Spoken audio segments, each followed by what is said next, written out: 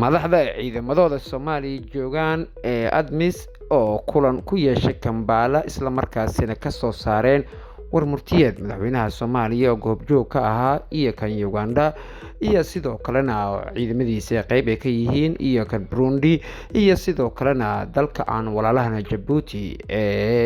Ismaaciil Cumar Geelle oo goobjoog uu ka ahaa ayaana Kenya waxay soo saareen warmurtiyeed warbixin la xiriirta ayaa idin wadnaa sidoo kalena baarlamaanka federaalka Soomaaliya xubnaha ka tirsan ee mooshinka ka dhanka ra'iisul wasaare Xamza waday isla markaasina asiga gurihiisa wasiirada doonayeen in ay ka qaadaan xilka mooshinadii ka socday Nairobi iyo Muqdisho baarlamaanka sababaha loo horkeeno weysan yahay baqdinta ay qabaan xildhibaanadaas warbixin la xiriirta ayaan idin wadnaa u diyaar garoow waxaan idin soo jeedinayo anigoo ah Mustafa Maxamed Cali isla markaasina kala soo hadlayo barteena YouTube-ka ee Dobiya Media iyo sidoo kale barta kale Facebook-ga MDobiyo haday tahay boqoshadaada koobaad aan soo boqo subscribe ka noo saarin fadlan calaamada gudunta subscribe taaba gambeelka fursiya macaan sidoo kale follow hadeen soo dhig MDobiyo fadlan follow na soo dhig dowladaha ciidamadooda Soomaaliya ka howlgalanaya ADMIS madaxdooda ayaa waxay kulan ku yeesheen wadanka Uganda kulankaasi ayaana warmurtiyeed laga soo saaray madaxweynaha Soomaaliya Xasan Sheekh Maxamuud ayaana goobjoog sidoo kale ka ahaa sidoo kalena wadanka Uganda madaxweynaha Yoweri Museveni oo ciidamo ka joogan Soomaaliya ayaa goobjoog ah dalka aan walaalahana Djibouti Ismaaciil Cumar Geelle ayaa isna goobjoog ka ahaa wadanka Burundina goobjoog ayay ka hayeen ciidamadoodana ee Soomaaliya ka qayb qaataan Kenyana qayb ayay ka tahay ADMISna madaxweynaheeda ayaana joogay sidoo kalena waxaa goobjoog ahaa Ethiopia isla markaasina ciidamada ADMIS ka mid ah madaxda ayaa waxay ka soo saareen ilaa iyo dhowr qodob isla markaasina ay isku raaceen in Soomaaliya sanadka 2024 ee ADMIS sidii ugu bixi lahayd sharciyada habraaceedana la sameyn lahaa iyo sidoo kalena madaxda ayaa isku raacday in la sameeyo taageerada saanada ciidan isla markaasina ciidamada Soomaaliya la garab istaago iyo sidoo kalena dhameystirka wajiga labaad ee kooxaha khawaarijta ee lagu cirib tirayo warmurtiyeedka ay soo saareen madaxda dowladaha ciidamada ka joogan Soomaaliya ayaa waxay isku raaceen in IGAD iyo sidoo kale qaramada midoobay ay cunaqabateynta saaran hubka Soomaaliya sidii loogu qaadi lahaa loo wada istaago sidaasina ayaa warmurtiyeedka laga soo saaray Soomaaliya oo shirkaasi goobjoog uu ka ahaa madaxweynaha Soomaaliya Xasan Sheekh Maxamuud ADMIS ayaa 2024 dabayaaqadeeda la filaya in Soomaaliya ka baxdo dhanka kalena xildhibaano ka tirsan baarlamaanka federaalka Soomaaliya ayaa mooshin ka dhan ah ra'iisul wasaaraha xukuumadda federaalka Soomaaliya Xamza Cabdi Barre ayay wadaan isla markaasina xukuumaddiisa sidii ugu taqalusi lahaayeen Nairobi oo caasimada dalka Kenya iyo Muqdisho ayaa abaabulka ka socda xildhibaanada ayaa waxaa la sheegayaa in ay yihiin kuwa rabo in xukuumadda ridaan balse xubnaha baarlamaanka mooshinka qoraalka magaca la geenayo xukuumadda sidii loogu taqalusi lahaa Xamza Cabdi Barre ayaa waxay sheegteen inay tahay mid gaabis qabatay balse caasimadaha Nairobi iyo Muqdisho abaabul ka socda gudoonka baarlamaanka wali magacyada liiska looma gudbin sababta waxay tahay Xasan Sheekh Maxamuud howlaha oo wado oo ciidamada dib u dhiskeeda iyo sidoo kale xasilinta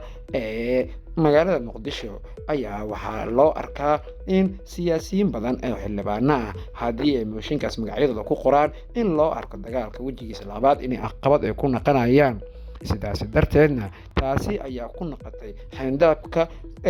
ka hor istaagayso mid walba baqdinta ay soo wajahda xildhibaanada dhowrka ahaa ee mooshinka abaabulaye xildhibaanada ayaa waxaa la sheegayaa mid kasta magaciisa inuu diido inuu ku saxiixmo mooshinka ka dhanka ah ra'iisul wasaaraha xukuumadda federaalka Soomaaliya Xamza Cabdi Barre waxaana la rabaa in arintaasi ra'iisul wasaaraha xilka qaadistiisa ay sameysay wajhi cusub oo xeyndaab oo difaaco golaha wasiirada oo la rido mooshin isla markaasina si dhaqsi ah loo abaabulo waxay tahay mid fudud wayna tahay mid culus marka dhanka kale loo eego golaha wasiirada ayaa howlaha ay hayaan dhaliil loo soo jeedinaya inay gaabis ay tahay balse siyaasiyiinta xildhibaanada ayaa u muuqda kuwa ayaga doonayo in xukuumadani ay ku dhaliilaan waxyaabo kale dadka mooshinka wado ayaa waxay yihiin kuwa 4.barta oo wax lagu qaybso saami qaybsiga ee ku fadhiyo ra-iisul wasaaraha xamse cabdi bare kursiga ay isku dhinac yihiin islamarkaa matalaada rasmiga xukuumadda uu ka waaye balse xasan sheekh maxamuud iyo sidoo kale abaabulada ka socdo magaaladooyinka nairobi iyo sidoo kalena muqdisho ayaa waxay u noqonaysaa mid isku xirka ka sameynayso in guddoonka baarlamaanka hore uusan sidiisoo kale uusan naqanin balse waqti yar oo kaliya wax lagu abaabuli karin waxaana isku xir uu ka jiraa iminka baarlamaankii guddoonkiisa iyo sidoo kalena madaxtooyada Soomaaliya taasi ayaa waxay muujinaysaa in sida howlaha ay u wado baarlamaanka mooshinka iyo sidoo kalena xildhibaanada qaarkood iga hor istaagayaan islamarkaasina inay hadda howlaha kala dhantaalin ayaa waxay sii gelinaysaa difaacid oo helo ra-iisul wasaaraha Soomaaliya Xamse Cabdi Bare xukuumadda Soomaaliya oo iminka qorshooyin dhowr ah oo wejiga labaad ee dabargoynta kooxaha xag jirka ee dhabalka oo sii dhacay ee abaabulayso ayaa lagu wajahi rabaa in lagu wiiqo mooshinka dhan ah وهذا قيارته وجعل لها يو سعيد كين مصطفى محمد علي كلا سو هلا آلابا برتين يميز وكلا فيسبوك عين الله تاسيا بين قلبي دور داوتين مركلنا كل مدون قال لنا سداس دينا كل